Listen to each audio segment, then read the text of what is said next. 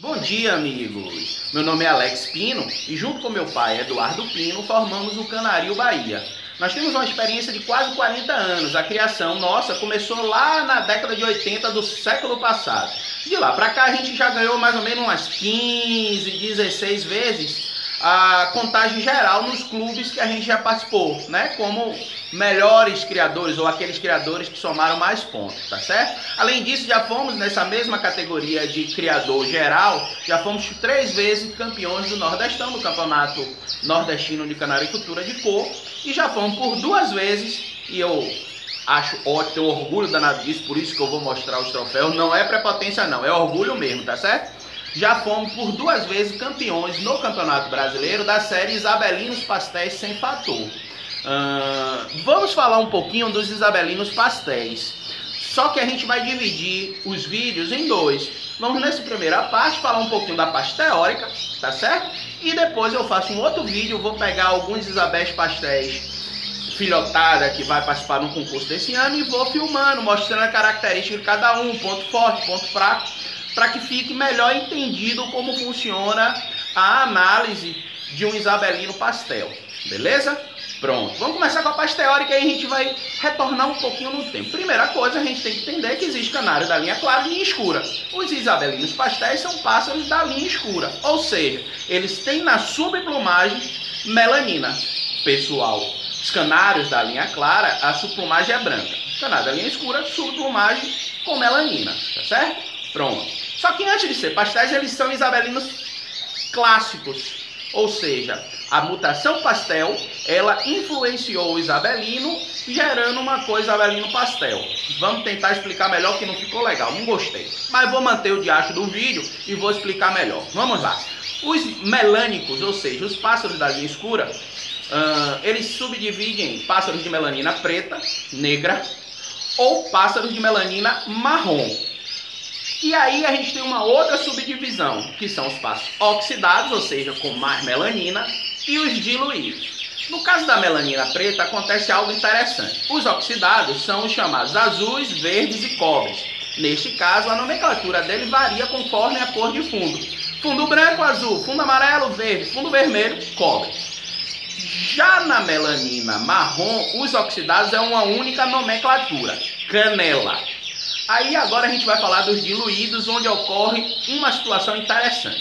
No caso da melanina preta, o fator de diluição faz com que não haja uma diluição da tonalidade. Ou seja, o pássaro de melanina preta diluído, também chamado de ágatas, tem que manter a mesma tonalidade do pássaro oxidado, que são os azuis, verdes e cobres. Ou seja, quanto mais preto, melhor. A diferença é que a diluição fez com que o ágata reduza o espaço que essa melanina se mostre no pássaro, fazendo com que a estria reduza e que diminua a envoltura no pássaro. No caso da melanina marrom, o canela tem que ser o mais marrom possível, o mais escuro possível, porque ele é oxidado.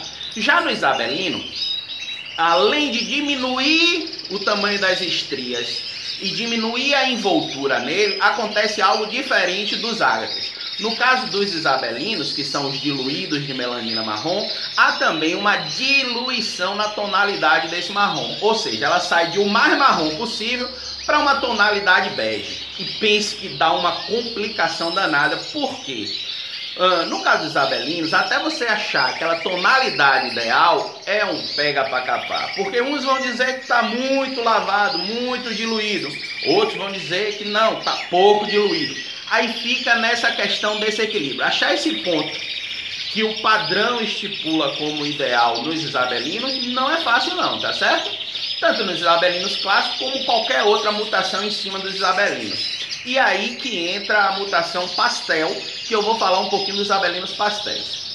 A mutação pastel, especificamente no isabelino, vou deixar de lado as outras cores para não se alongar muito no vídeo, ela faz com que borre a melanina e dilua também essa melanina. Lembrando, nos isabelinos clássicos, a melanina ela se torna bege.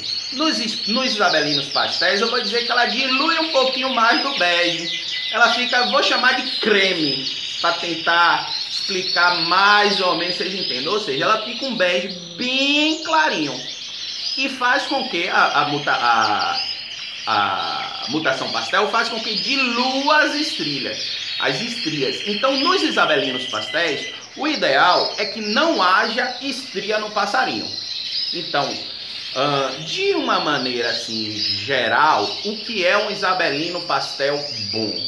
É um pássaro, primeiro, que tenha a mínima quantidade de envoltura possível, lembrando que ele é diluído, que tenha menos feomelanina, tá? Feomelanina é totalmente indesejável. Aliás, a feomelanina é indesejável em quase todas as cores, tá certo? Salvo algumas exceções. E que ele não tenha estrias visíveis. O ideal é que ele seja todo borradinho, com um bege bem clarinho, tonalidade creme, que seja uniforme, tanto no manto, nas costas dele, como nas penas longas, que são as penas longas da asa e da cauda, tá certo? O ideal do isabelino pastel é que ele tenha uma cor só. É complicado. Vou dizer por quê. Primeiro, porque se você trabalha na diluição do passarinho e redução da envoltura, você acaba, em alguns casos, gerando pássaros que têm um pouquinho de marcação. E aí, se você tenta apagar essa marcação, você gera alguns pássaros que é um pouquinho mais envolto do que a necessidade. Olha a dor de cabeça. Mas, em suma, isabelino pastéis tem que ser aquele pássaro cremezinho, begezinho, por completo. Beleza? Vou fazer um outro vídeo em que eu tente, na prática, explicar direitinho como é que isso funciona. Beleza? Valeu!